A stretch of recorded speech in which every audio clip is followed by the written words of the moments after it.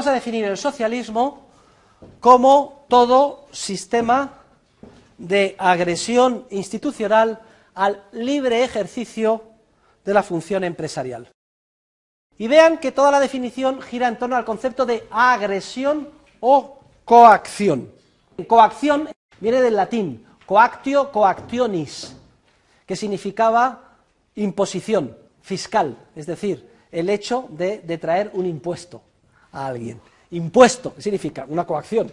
Impuesto, imponer. Es decir, que te quito y si no, ¡pum!, te pego, te doy, te meto en la cárcel. Los impuestos no se pagan voluntariamente, son un acto de agresión, de coacción. Pues por coacción o agresión debemos de entender todo acto de violencia física o amenaza de violencia física, que se inicia por un ser humano contra otro, o por un grupo de seres humanos contra otros, con una finalidad, que los que sufren la coacción modifiquen su comportamiento en función de los deseos del que violenta, del que manda, del que coacciona, del que agrede. De forma que para evitar males mayores, me veo forzado a hacer lo que tú quieres y no lo que quiero yo. Fíjense que la definición exige violencia física o amenaza de violencia física. No estamos hablando de una coacción interior, etérea, moral, por grande que sea, la coacción del pecado, soy esclavo del pecado. Todo esto es una manera metafórica de hablar. Claro que una persona drogadicta o alcohólica es esclavo, entre comillas, del alcohol o de la droga. Y eso es un problema interior que tendrá que solucionar por otras vías. Como científicos sociales estamos hablando de una realidad radicalmente distinta. Del esclavo de verdad, es decir, es que tú haces esto y si no te doy 100 azotes. ¡Cha! ¡Cha! Y entonces el otro lo hace. Violencia física significa, que lo vean aquí, ¿me permite usted que le toque? No. Significa que tiene que haber contacto físico, es decir, que se le pega, o amenaza de contacto físico, es decir, saco una pistola y digo, oiga usted, la bolsa o la vida, o un navajón, señorita, deje usted de ser violada o le mato. O sea, violencia física o amenaza de violencia física, ¿está claro? Si no hay violencia física o amenaza de violencia física, no hay coacción en términos de economía y en términos de la definición de socialismo que estamos dando.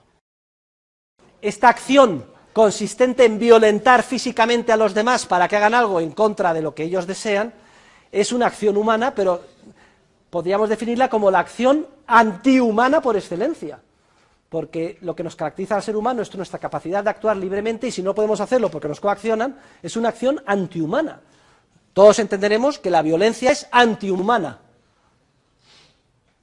Bien, a su vez la agresión o la coacción puede ser de dos tipos, sistemática o institucional, o la llamada asistemática, coacción asistemática o coacción también no institucional. Este segundo tipo, la coacción asistemática o la coacción no institucional, es la que tiene un carácter disperso, arbitrario, difícilmente previsible. Es la coacción, por ejemplo, del criminal, de que va uno por la calle, tiene mala suerte y lo atracan o lo violan. Puede ser que le cueste a uno la vida, pero son casos aislados, no organizados. De hecho, veremos que el mercado desarrolla sus propios mecanismos de prevención, defensa, represión y sanción de la coacción asistemática o no institucional. En todo caso, se distingue claramente de otra coacción, que es la que vamos a llamar coacción sistemática o institucional. ¿Cuál es la coacción sistemática o institucional? Esta es muchísimo más grave. Esta es la coacción del Estado. Esta es la coacción que da lugar a la definición de socialismo. Se caracteriza por ser altamente previsible, repetitiva, metódica, organizada.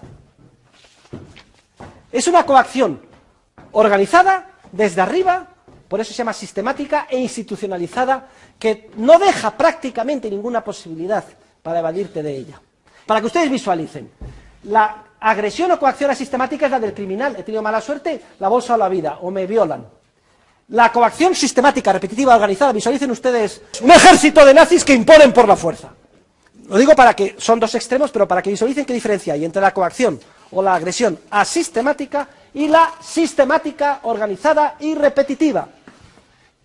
Bien, es cierto que va a haber diferencias de grados, pero la que focaliza la definición de socialismo que vamos a dar es la segunda.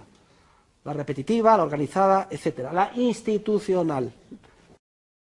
Todo acto empresarial consiste en el descubrimiento de una oportunidad de ganancia que previamente había pasado desapercibida. Y cuando un empresario descubre que determinado actor en el mercado, por ejemplo, malutiliza un recurso al que no da importancia, que es precisamente el que otro actor en el mercado necesita con gran urgencia para culminar el proyecto de acción que le permitirá conseguir los fines que tanto valora, cuando se da esta circunstancia hay un desajuste social. Uno malutiliza un recurso que el otro necesita. No se conocen, pero hay un empresario que se da cuenta de ese desajuste. Todo desajuste se plasma en una oportunidad de ganancia que está latente para ser descubierta por el empresario. El primero que la descubra y se aproveche de la misma obtiene un beneficio empresarial puro. Efectivamente, se me enciende la bombilla empresarial, me doy cuenta, ¿y qué es lo que hago? Compro barato aquí a aquel que malutiliza o no da importancia al recurso y vendo caro allá a aquel que da tanta importancia o necesita con tanta urgencia ese recurso. Hago un favor a los dos, porque este que consideraba ese recurso como algo inútil, incluso una molestia, ahora ve que hay un precio que puede venderlo y entonces se dedica a economizarlo o guardarlo. Y también le hago un favor a la otra, porque estaba frustrada por no poder lograr su fin por falta de ese recurso que precisamente yo se lo proporciono. Compro por 3, vendo por 10, obtengo un beneficio empresarial de 7 y además todas las personas implicadas salen ganando. Lo importante es que como resultado del acto empresarial se producen tres efectos esenciales. En primer lugar, un efecto de creación de información. Precisamente lo representamos con la bombilla que se enciende encima de la cabeza del empresario. Consiste en darse cuenta de algo que previamente nos había pasado desapercibido, que existe ese desajuste, que hay esa descoordinación, que hay un actor que desaprovecha algo que otro necesita. Cuando yo en mi mente descubro esto, en mi mente surge una información que antes no tenía y por tanto el acto empresarial es eminentemente creativo. Pero no solo se produce un efecto de creación de información, también se produce un efecto de transmisión de información. Transmitir a alguien algo es hacer que ese alguien descubra en su mente parte de la información que yo previamente he descubierto o he creado en la mía. Cuando yo descubro esa oportunidad de ganancia, de alguna forma actúo empresarialmente para aprovecharme de ella y compro barato y vendo caro. Cuando me acerco al actor que estaba mal utilizando el recurso y ofrezco comprarle, le estoy transmitiendo la idea de que, oye, hay demanda para ese recurso, que él antes no tenía. Y cuando se lo vendo más caro a ella, que tanto lo necesitaba, le estoy transmitiendo la idea de adelante, continúa tu proyecto, no estés frustrada, puedes culminar tu plan de acción porque ese recurso del que decías está disponible y yo te lo ofrezco. Transmito. Y además en el mercado se transmite la información de una manera muy eficiente y economizada, porque la inmensa mayoría de esas transacciones se plasman en precios de mercado. El precio de mercado es una relación histórica de intercambio a la que se efectúa o se cierra el trato. Y si yo compro por 3 y vendo por 10, queda fijado que en determinadas circunstancias históricas tantas unidades de ese recurso se pudieron adquirir por 3 unidades y luego se vendieron por 6. Y ahí quedan como dato histórico para a su vez ser observadas, asimiladas, reinterpretadas y utilizadas en sus ulteriores proyectos de acción por miles de otros empresarios. Los precios de mercado, como si dijéramos, son la materia prima que utilizan los empresarios para sus ulteriores proyectos de acción. Y antes de mi acto empresarial no había precio de mercado para ese recurso, después de mi acto empresarial sí, y al igual que he transmitido a los agentes implicados que, cuidado, guarda el recurso porque hay demanda para él en otro sitio y a ella puede seguir adelante porque aquí está el recurso que te lo ofrezco, hay múltiples otros empresarios que, deseosos de detectar oportunidades de ganancia, toman nota de estos hechos históricos, de esta compraventa y de estos precios que han quedado reflejados y los utilizan en sus ulteriores proyectos de acción. Es como si dijéramos, la información creada por mí como empresario se transmite en oleadas sucesivas por todo el mercado de una manera muy eficiente, muy comprimida, exprimida, como si dijéramos, a través de los datos, que son los precios de mercado. Y cualquiera de nosotros, cuando emprendamos un proyecto empresarial, uno de los elementos base que tenemos en cuenta al hacer el presupuesto, proyectar cómo vamos a actuar, hacer nuestros números, es ¿cuál es el precio de mercado? Que tengo que alquilar una oficina, ¿cuánto vale arrendar una oficina en este barrio? Más o menos para los metros y con las características que necesito. Y si pienso en que necesito una secretaria, un secretario o determinada mano de obra, ¿cuáles son los salarios normales de mercado? En realidad estoy fijándome en datos históricos, aunque sea de un pasado reciente, ayer, la semana pasada, hace un mes, un amigo, un conocido, pero gracias a esos elementos se transmite información que yo reutilizo y recombino en mis proyectos futuros de acción. Luego, el segundo efecto esencial del acto empresarial es el de transmisión, que no solo afecta a los implicados directamente en el acto empresarial, sino a una multiplicidad de otros agentes económicos que observan los precios, los tienen en cuenta y los utilizan para sus acciones futuras.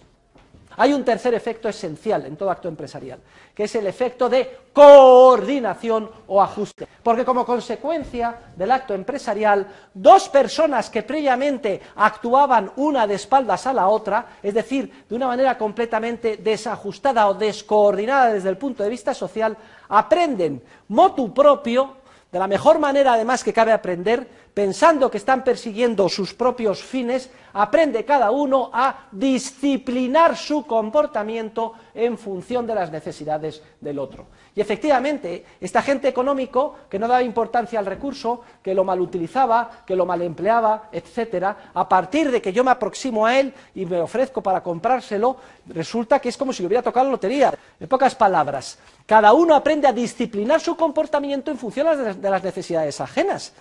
Y esto lo hace no por un mandato de un ministerio, ni porque nos lo ordene un dictador, lo hacemos porque nos interesa a nosotros mismos, porque obtenemos un precio de mercado. El tercer efecto del acto empresarial, el efecto de coordinación y ajuste, es el que explica que pueda existir la sociedad, entendida como un proceso social de coordinación. Y todos nosotros, desde que nos levantamos por la mañana hasta que nos acostamos, estamos disciplinando nuestro comportamiento en función de necesidades ajenas. Gracias al lechero tenemos leche en casa y podemos desayunar.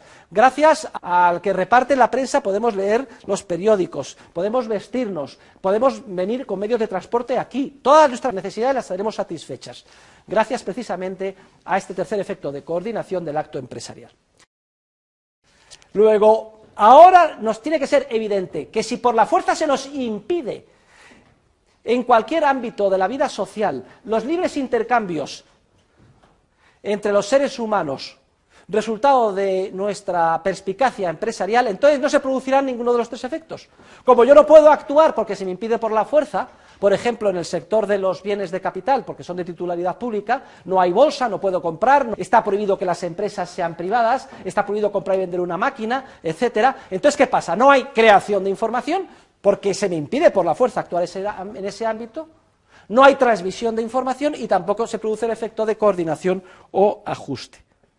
Esta es, en última instancia, la idea esencial que está detrás del teorema de la imposibilidad del socialismo. ¿Significa esto que los socialistas son unos visionarios que lo que pretenden es generar en la sociedad desorden, caos, violencia? No. Los socialistas lo que dicen es que a través del ejercicio sistemático de la coacción, ejercida desde arriba por el órgano director, se podrá coordinar mucho mejor la sociedad que de forma espontánea, a través del impulso de la función empresarial en un mercado libre.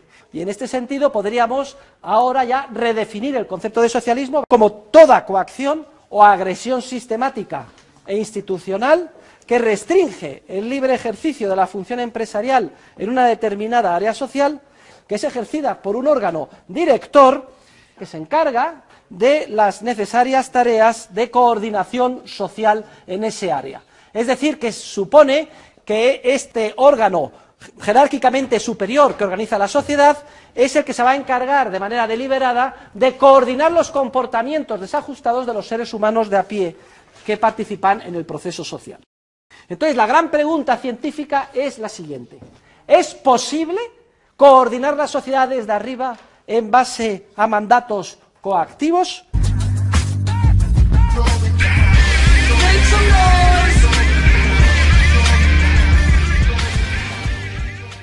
Pasen a la página 93, porque a partir de esta página es donde demostramos que en términos científicos es imposible organizar desde arriba la sociedad de una manera coordinada en base a mandatos coactivos. Y a mí me gustaría que aquí todos ustedes recuerden la definición que dimos de mandato el otro día cuando lo contrastamos con el concepto de ley, con todas las implicaciones que tenía el mandato.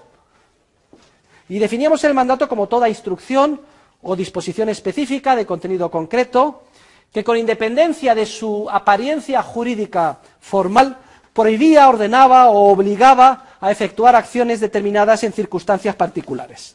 Fíjense que el ideal del socialismo es el siguiente: en vez de permitirse espontáneamente que yo pueda comprar y vender libremente según las oportunidades de ganancia que aprecio, cada uno se queda parado esperando que se le ordene desde arriba lo que tiene que hacer. Y una vez que nos lo ordenan, lo tenemos que hacer a la fuerza porque además nos obligan a hacerlo. Lo que tenemos que ver es si es posible, en base a este segundo esquema del ordena y mando en un mandato y la utilización de la violencia, coordinar la sociedad. ¿Es tal cosa posible o no es tal cosa posible? Pues bien, la conclusión, vamos ahora a explicarla con detalle, a la que vamos a llegar es que el socialismo, y al margen de consideraciones emotivas, al margen del apasionamiento de la política, esto es irrelevante, al margen de que sea socialismo de derechas o socialismo de izquierdas, el socialismo es simplemente un error intelectual, un error científico, porque no es teóricamente posible que el órgano encargado de ejercer la agresión institucional pueda hacerse con la información, pueda allegar el conocimiento de primera mano que necesita para dar un contenido coordinador a sus mandatos. Fíjense ustedes que estamos dando una explicación sobre la imposibilidad teórica y científica del socialismo basado en la imposibilidad de que los órganos encargados de ejercer la coacción, y no me importa que se estén dotados de las mayores virtudes que ustedes puedan imaginar, que sean hombres y mujeres santos, la Madre Teresa de Calcuta, etcétera, aunque ellos estuvieran al frente del poder y no fueran Stalin, Hitler, etcétera, también organizarían un caos en la sociedad. ¿Por qué? Porque es imposible que se hagan con la información de primera mano que necesitan para dar un contenido coordinador a sus mandatos. Es una explicación, si quieren ustedes, epistemológica sobre la imposibilidad del socialismo, que se basa en la imposibilidad de que el de arriba adquiera el conocimiento que necesita para incorporarlo en los mandatos que va a imponer por la fuerza a los de abajo, de tal manera que los de abajo, al obedecerle, puedan organizar de manera coordinada y armoniosa el proceso social. Y vamos a explicar la razón de esta imposibilidad desde dos puntos de vista. En primer lugar, desde el punto de vista de los seres humanos coaccionados que constituyen la sociedad, y en segundo lugar, desde el punto de vista de los coaccionadores, es decir, de los dictadores, de los gobernantes, y a estos efectos es irrelevante que hayan sido o no democráticamente elegidos, que se encuentran arriba y que imponen los mandatos a los de abajo.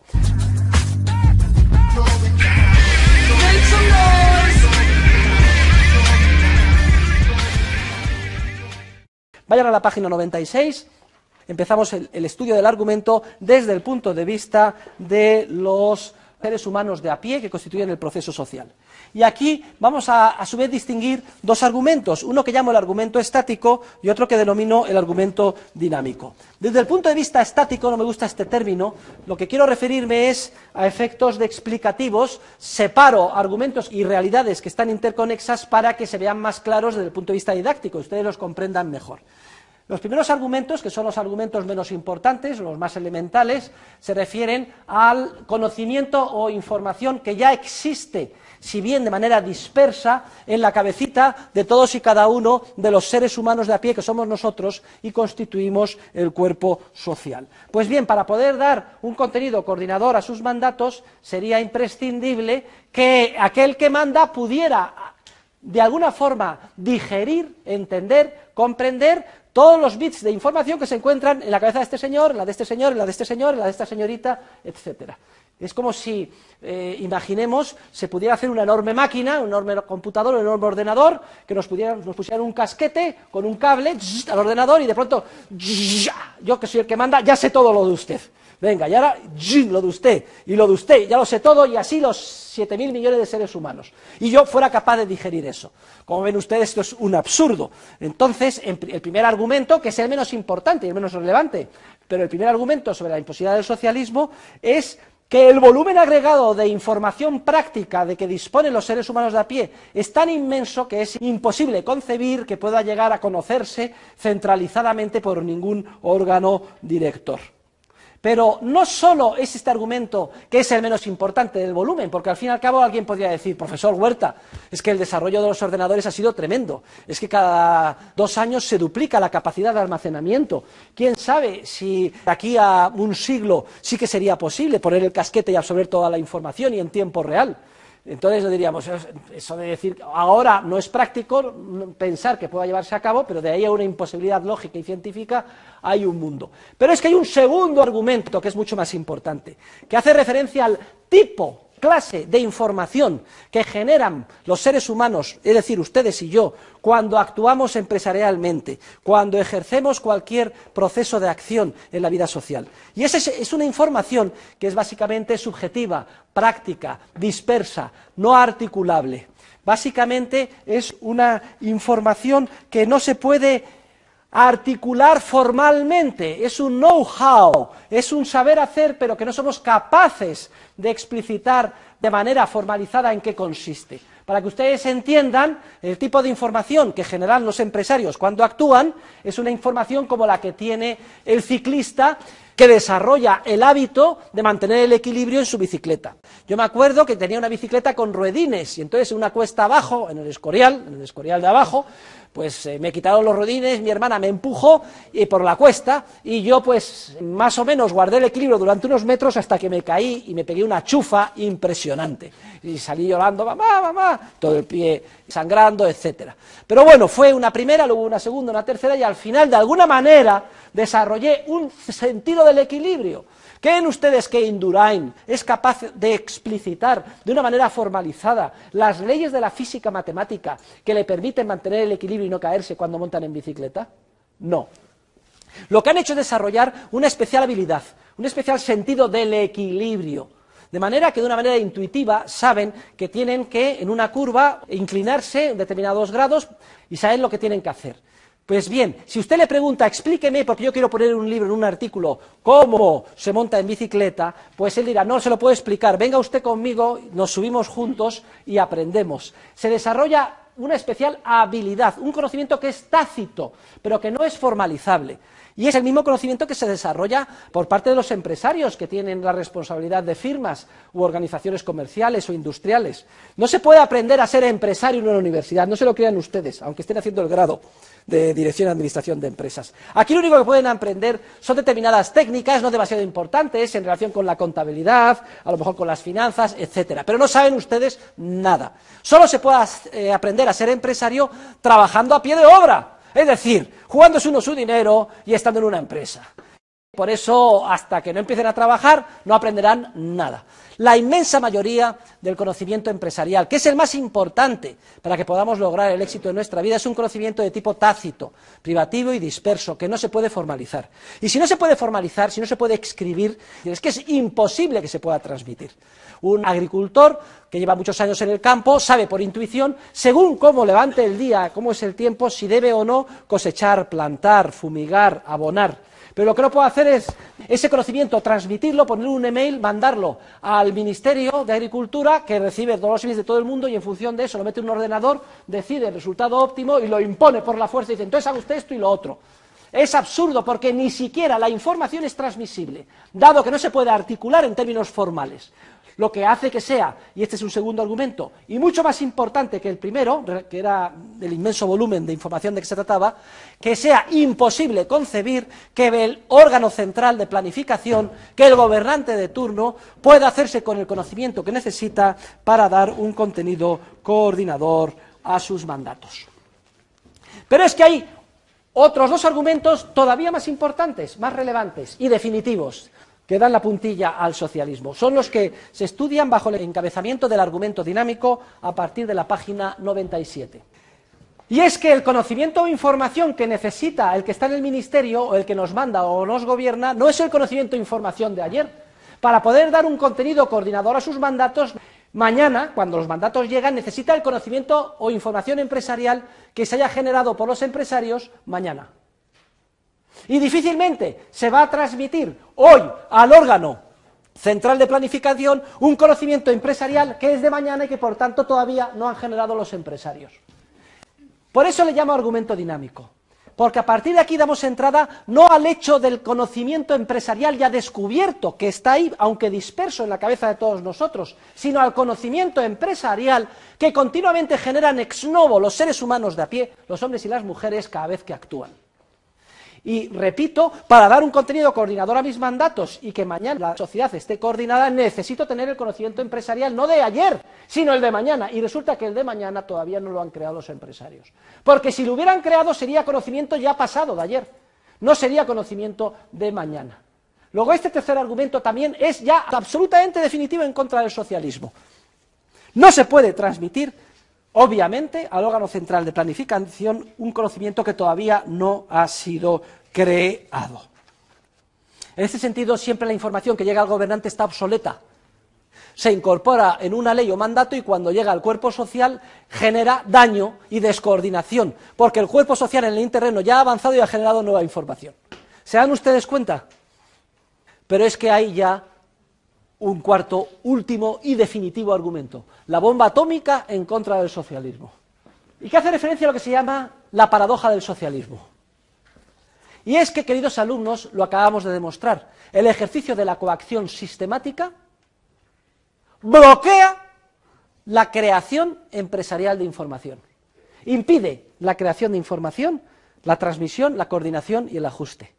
Precisamente que se me violente en cualquier parcela, impidiéndome intercambiar voluntariamente con cualquier otro ser humano, bloquea que yo pueda descubrir la información relevante, porque como se me impide, por ejemplo, en el ámbito de las comunicaciones, como existía antes, monopolio de la telefónica, ninguna otra empresa puede hacer nada en las comunicaciones, o Iberia tenía el monopolio del puente aéreo, nadie podía hacerlo nada más que ellos, o el Estado con correos, etcétera. En estos ámbitos, si se me impide, yo no puedo descubrir o crear lo que haría si pudiera empresarialmente competir o intercambiar en ese ámbito. Y si estamos hablando de un sistema de socialismo real, donde se impide por la fuerza, como en la extinta Unión Soviética, los antiguos países del Este, hoy en día todavía en países como Corea, Cuba, grande parte de China, etcétera, o Vietnam, se impide que exista cualquier propiedad privada de los factores de producción, no hay bolsa de valores, nadie puede ser propietario de una empresa, etcétera. Entonces, no podemos actuar libremente en esos entornos y no descubrimos la información relevante.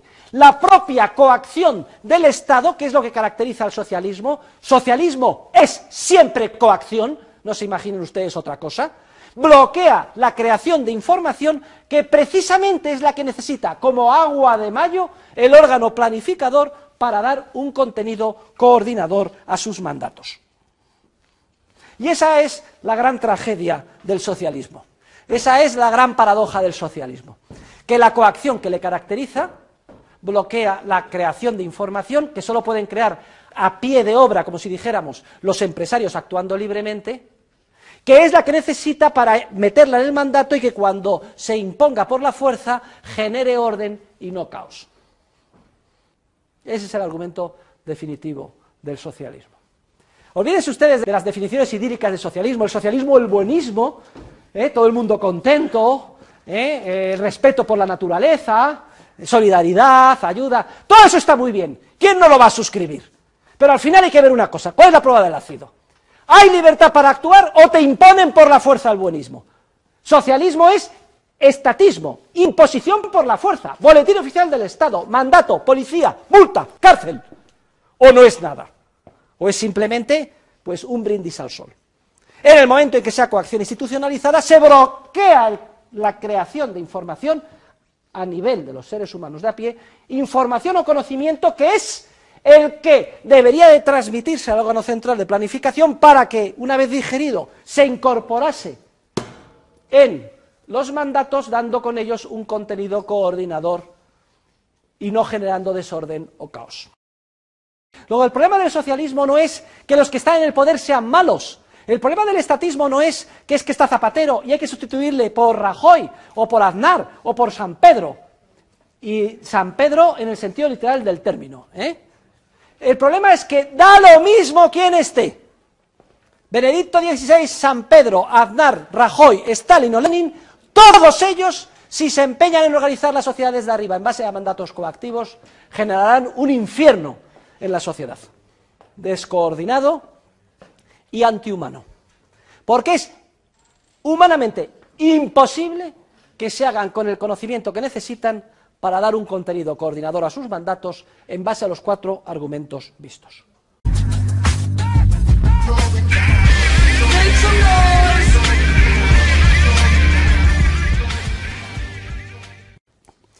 El epígrafe 4 habla de la imposibilidad también del socialismo desde el punto de vista del órgano director, porque hay muchas personas que piensan de una manera idílica, piensan que si el órgano director fuera buenísimo, pues que entonces se solucionaría el problema del socialismo. Incluso algunos han llegado a decir que si fuera omnisciente. Mire, pues nosotros podemos aceptar que los gobernantes sean las personas más virtuosas que cabe concebir humanamente, los más sabios, los de más experiencia, los de más conocimiento, los más buenos. Pero lo que no cabe, porque sería ridículo, es pensar que sean dioses omniscientes. Claro que sí, Dios sí que puede organizar las sociedades de arriba en base a mandatos coactivos. Si es que existe Dios, para el que tenga fe, una persona infinitamente sabia y omnipotente. Pero estamos hablando en términos humanos. No hay ser humano ni grupo de seres humanos, por sabio y bueno que sea, virtuoso, que pueda solventar los problemas que plantea el socialismo. Ni siquiera aceptando efectos dialécticos que al frente del poder se pongan siempre los mejores. Y es importante porque ustedes, que son gente joven y con inquietudes, pues participarán en el fragor de la lucha política y nos repatea muchas de las decisiones que tenemos que tomar los políticos, y entonces decimos, pues hay que quitar y poner al otro. No se hagan ilusiones, aunque se ponga al otro, incluso al de los nuestros, tendrá los mismos problemas. Habrá como mucho mayores o menores cambios pequeños, de tipo incremental, pero poco más. Lo más que se puede hacer en la vida social es mantener un esquema de leyes en sentido material, que por cierto no son muy numerosas y además son estables, y permitir que el orden del mercado se desarrolle espontáneamente. Y cualquier ámbito que ustedes vean, es increíble cómo los hechos tozudos se manifiestan. Por ejemplo, se detecta aquí un problema de violencia de género. Se hace una ley de violencia de género. ¿Saben ustedes cuál es el resultado con la violencia de género? ¡Que se multiplica! Anda, ¿y por qué? Pues venga, más ley, más intervención, más fracaso. Se detecta un problema de drogas y se dice, luchar contra la droga.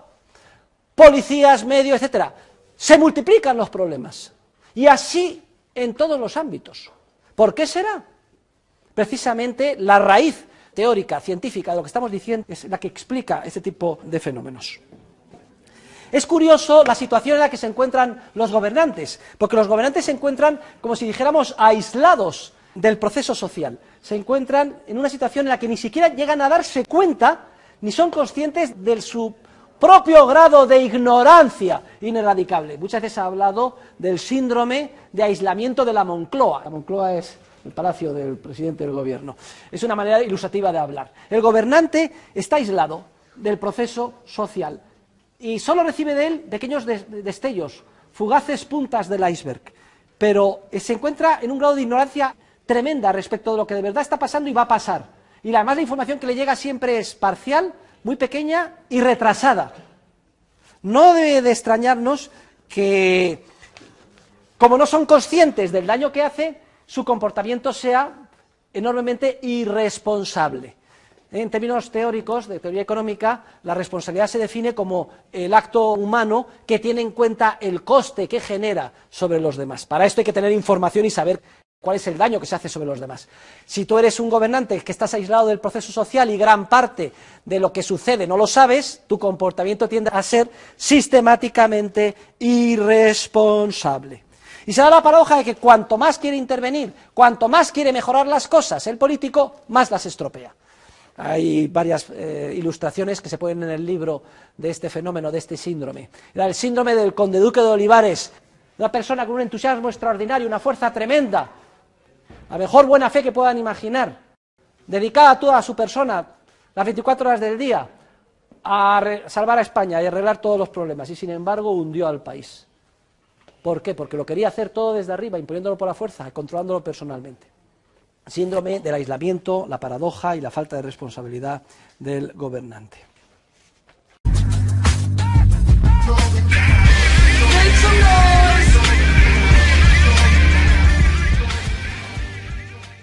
¿Por qué el desarrollo de los sistemas informáticos, computadoras y ordenadores, en vez de solucionar el problema del socialismo, lo hace todavía más complicado? Es muy curioso, pero hace poco leía un libro sobre los últimos días de Salvador Allende, muy gracioso porque se describía que habían desarrollado un programa informático con unos ordenadores en Chile grandísimos, y que qué lástima que hubo el golpe de Estado porque ya casi habían solucionado el problema del socialismo en Chile. Y justo antes de que pusieran en funcionamiento los ordenadores, que iban a dar contenido coordinador a los mandatos, ¡bum!, vino el golpe. Si no hubiera venido el golpe, el socialismo habría triunfado. Esa era la tesis del libro, y claro, yo me reía mucho, porque si hay algo que caracteriza a los ordenadores es que en vez de hacer más fácil el problema de organizar la sociedad, lo hace enormemente más difícil. Mire, los ordenadores son máquinas tontas, en el sentido de que solo pueden hacer lo que previamente se les haya dado instrucciones que hagan, es decir, lo que se les haya programado previamente. A ningún ordenador se le puede pedir que sea capaz de crear información de la nada, empresarialmente, sino que lo que hacen, y son máquinas muy potentes y muy útiles, es gestionar o tratar volúmenes inmensos, en muchas ocasiones, y a una velocidad enorme, de información existente con carácter previo y además ya articulada, formalizada. Los ordenadores, en la época que vivimos, han supuesto una revolución similar a la que supusieron los libros cuando se desarrolla por Gutenberg la imprenta. Una revolución tremenda, porque hasta esa época los libros se copiaban mano a mano, eran un instrumento de lujo y escasísimo. Cuando se multiplica la impresión de libros, lo que se hace es poner en manos de los seres humanos de a pie unos elementos instrumentales que potencian enormemente su capacidad de creatividad de información tácita de tipo empresarial. Algo parecido a lo que ha sucedido hoy en día con Internet. ¿Internet creen ustedes que ha hecho más fácil organizar y regular las sociedades? Todo lo contrario, mucho más difíciles.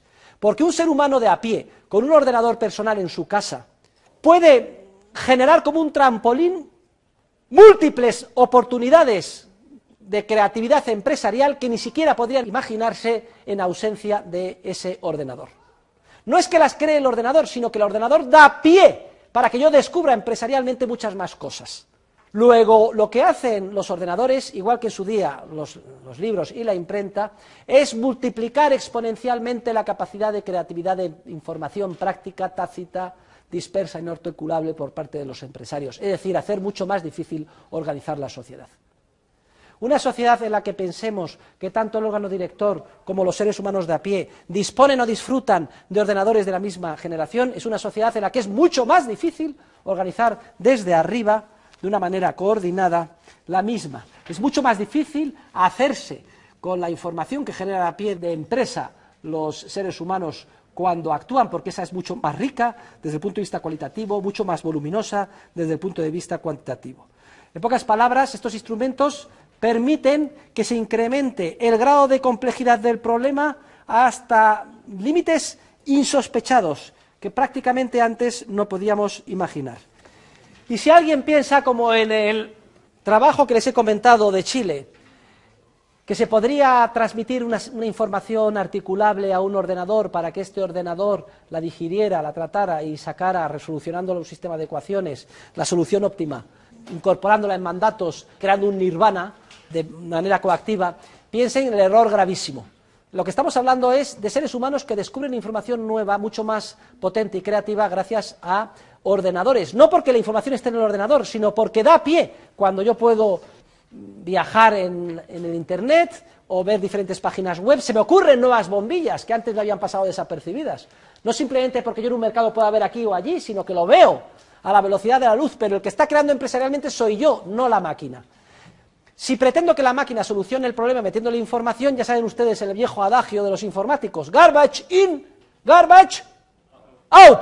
¿Qué significa garbage? Basura. Se mete basura y sale basura. Meto basura, que es información parcial, articulada de simple valor arqueológico o histórico de ayer, la trato y me sale basura, y querer imponer ese resultado basura por la fuerza, lo que genero es el caos social. Sobre todo si los seres humanos de a pie también tienen ordenadores personales y con esto pueden multiplicar exponencialmente su capacidad de creatividad empresarial.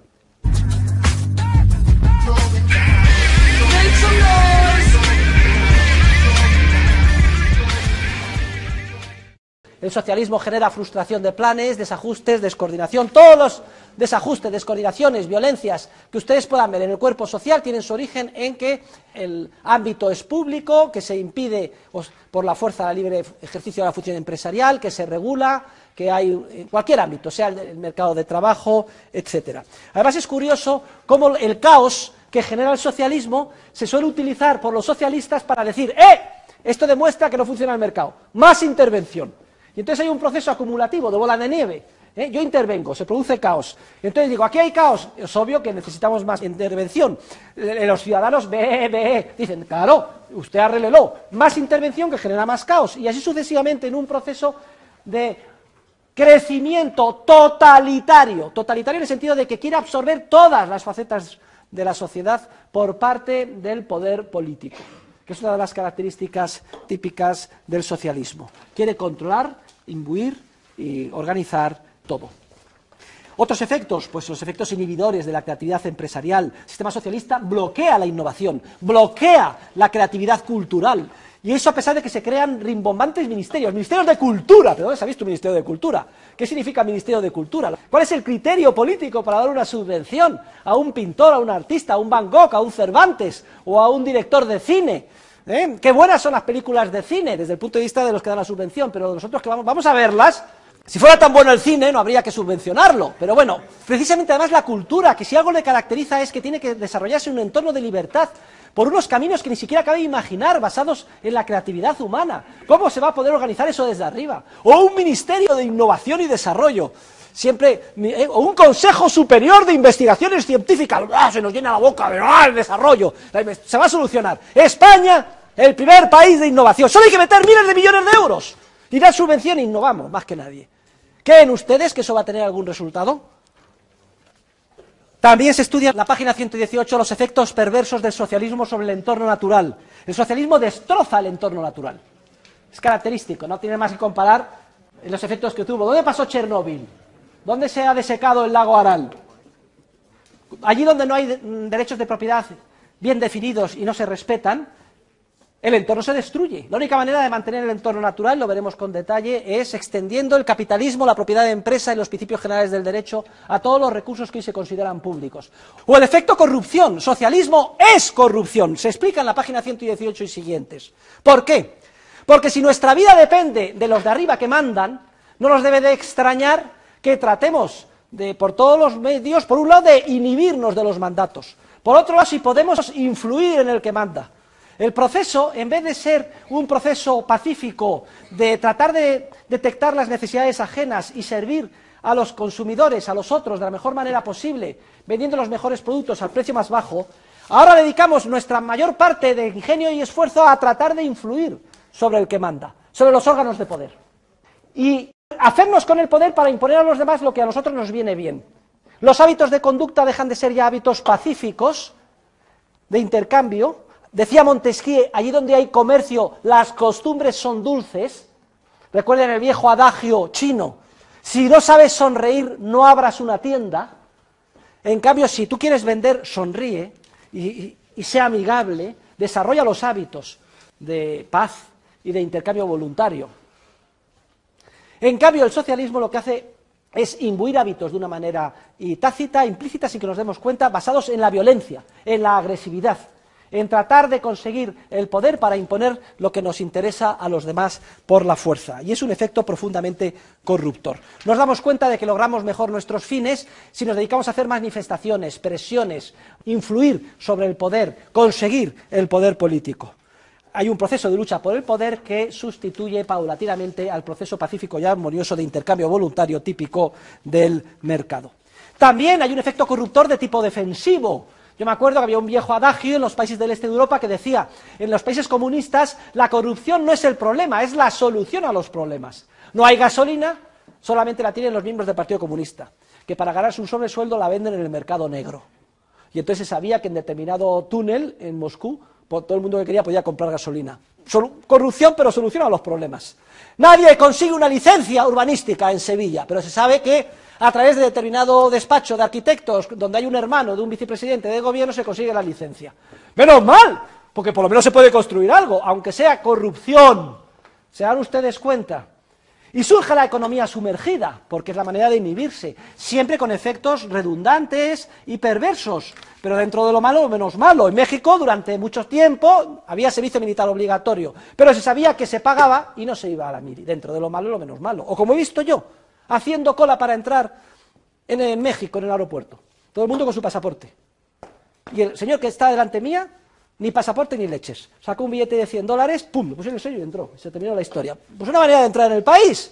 ¿Se dan ustedes cuenta? También la economía sumergida es un efecto corruptor típico del socialismo. Cuando toda tu vida, tu destino vital depende del que manda, es casi inevitable que trates de hacer lo posible para influir sobre él, por una vía o por otra.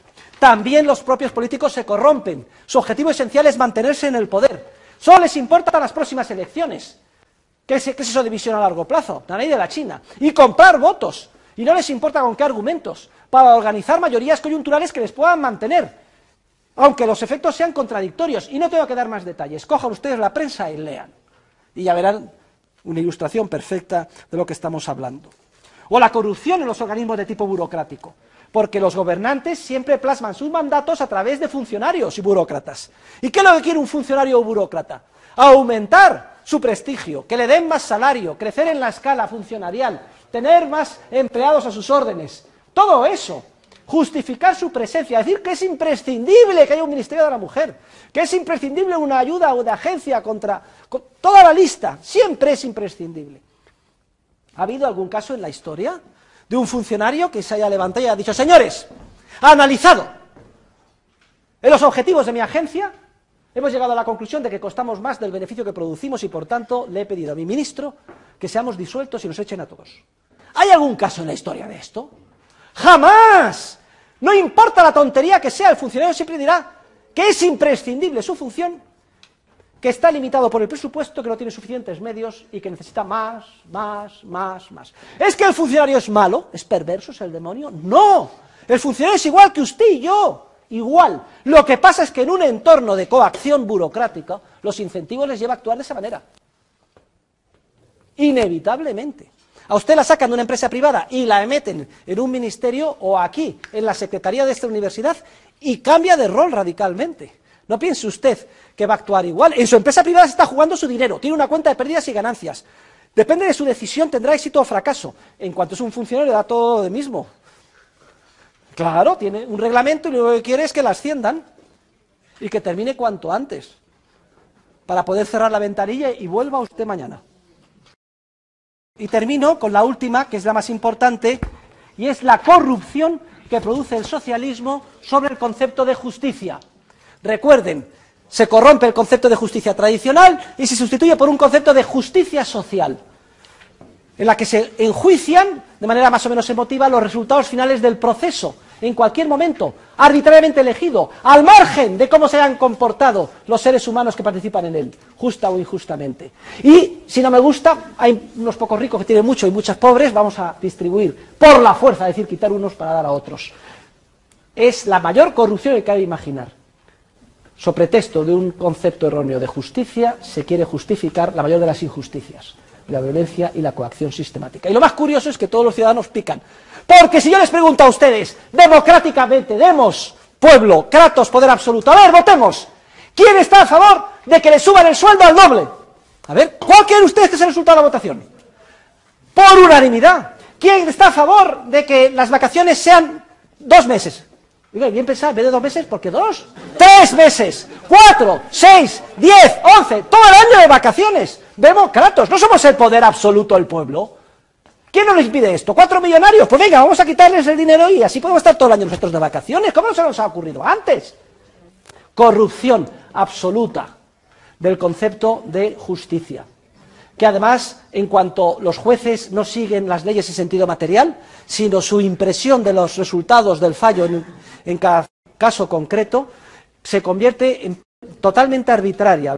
Lo que pueda suceder o fallar un juez, puramente arbitrario, según el éxito que haya tenido usted a la hora de impresionarle, lo cual hace que cualquier caso, por absurdo que sea, pueda tener visos de conseguir éxito, por tanto aumenta muchísimo más los pleitos, con lo cual la carga es insoportable, con lo cual las decisiones son más imperfectas, y en ese caso de la justicia, cuando se presenta, se analiza y se lee en la prensa, ¿cuál creen ustedes que es el diagnóstico y la solución que se propone? ¿Habrán leído alguna vez que se proponga como solución un derecho más claro, más seguridad jurídica, leyes en sentido material? Lo que se propone, ¿saben qué es? Lo que piden los jueces, ¿saben qué es? Más presupuesto, más jueces, más juzgados. Se hace. ¿Y el resultado es el mismo o peor? ¿Y qué se pide? Más presupuesto, más jueces, más juzgados y así sucesivamente. En un proceso de bola de nieve que no hace más que corromper continuamente la justicia, porque el problema es otro.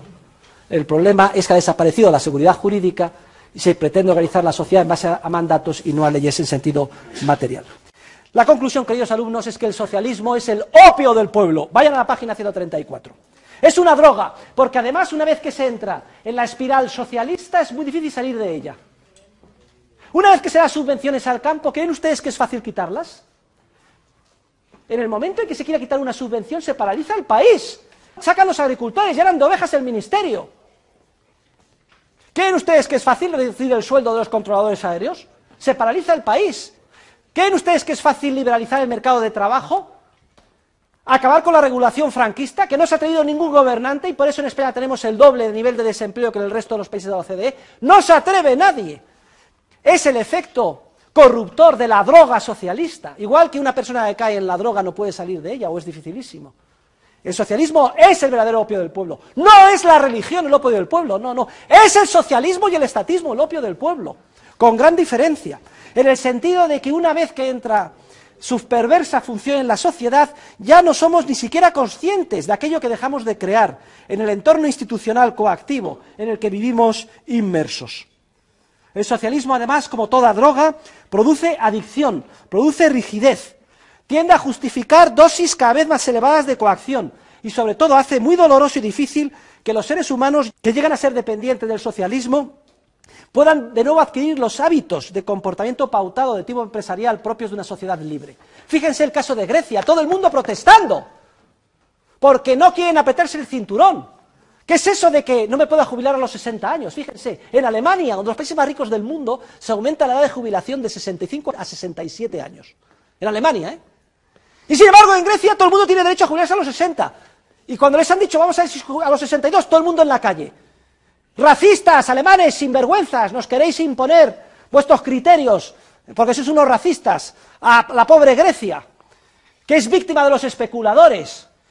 ¿Ustedes se creen esto? Por cierto, que no hay mucha diferencia entre Grecia y España. Diferencia hay, sí, pero más bien de grado que de clase. Todo esto que está muy claro, todo el mundo lo entiende. Sin embargo, cuando nos toca el bolsillo particular, los primeros que estamos ahí protestando, porque nos quieren subir a lo mejor el coste de la matrícula, etcétera, ¿quiénes somos? Nosotros. Pero aquí estamos en la universidad para estudiar, desarrollar el espíritu crítico y aprender. Pues conclusión, queridos alumnos. El socialismo, en la página 135, en la esfera moral, corrompe los principios morales que constituyen las pautas de conducta que son imprescindibles para mantener el proceso social pacífico. Desprestigia e incita a violar la ley, cuyo concepto se pervierte. Fíjense ustedes qué efecto mimético más perverso genera el socialismo en el comportamiento individual. ¿Qué es el socialismo? Creer que se detecta un problema y por una mera voluntad solucionarlo por un mandato. Esto lo reproducimos miméticamente los seres humanos de a pie. Yo tengo un problema, ¿no? No tengo coche, veo un coche, fenomenal. Pues mandato. Igual que lo robo. No tengo mujer y veo una chica estupenda, la violo. ¿Pero por qué no lo voy a hacer? ¿Pero por qué? Si ese es el esquema socialista. Siempre voluntarismo por una simple voluntad plasmada en una orden, querer solucionar el problema por la vía directa. Yo me endioso, creo que tengo toda la información y hago lo que me da la gana. No nos debe de extrañar el efecto corruptor, generador de violencia y destructor de comportamientos pautados que tiene el esquema coactivo cuando se quiere imponer por la fuerza desde arriba. Es que es lo mismo. Yo estoy como muchos políticos, yo estoy casado, felizmente casado con mi mujer y mis hijos. Pero claro, obviamente, mi mujer ya tiene 50 años y hay unas chicas que son estupendas, 17 y 18, pues, oye, no tengo nada contra ti, eres la mujer de mis hijos, te quiero mucho, pero patada en el culo y me caso con una nueva. Pues porque no tengo derecho a ser feliz. Tengo derecho a rehacer mi vida, no hablemos todo el día en hola. Tiene derecho a ser feliz y a rehacer su vida, es decir, a hacer lo que le dé la gana, coño. Socialismo puro y duro. En la esfera política, el socialismo tiende inevitablemente al totalitarismo. La coacción sistemática se extiende, genera caos y se quiere solucionar con más socialismo y sucesivamente. El socialista quiere abarcar y controlar todos los ámbitos. La educación, la cultura, la religión, no admite lealtades distintas a la del gobernante. Si hay lealtades a un dios o a una ley, eso fuera de la sociedad. Solo tienes que ser leal a mí, a la democracia, al kratos, poder absoluto. Totalitarismo, típico del socialismo. En el plano material, el socialismo dificulta e impide en gran medida la producción de bienes y servicios. El socialismo genera pobreza en relación con el mercado, con la libertad del mercado, porque bloquea la creatividad empresarial. En el ámbito cultural, el socialismo dificulta la creatividad cultural, hace imposible el desarrollo, el aprendizaje de nuevas pautas de comportamiento, dificulta el descubrimiento y la introducción de innovaciones. Y en el campo científico, el socialismo no es, en suma, sino un profundo error intelectual. La fatal arrogancia, dice Hayek. En última instancia, una manifestación del pecado original más grave en el que puede caer el ser humano. Un pecado de soberbia intelectual, de creernos más listos que nadie, de que somos autónomos, de que somos como dioses, dueños de nuestro propio destino, y por qué no vamos a diseñar la sociedad como nos dé la gana. People aren't chessmen you move on a board at your whim, their dreams and desires ignored. With political incentives, discretion's a joke. Those dials are twisting, just mirrors and smoke. We need stable rules and real market prices, so prosperity emerges and cuts short the crisis. Give us a chance so we can discover the most valuable ways to serve one another.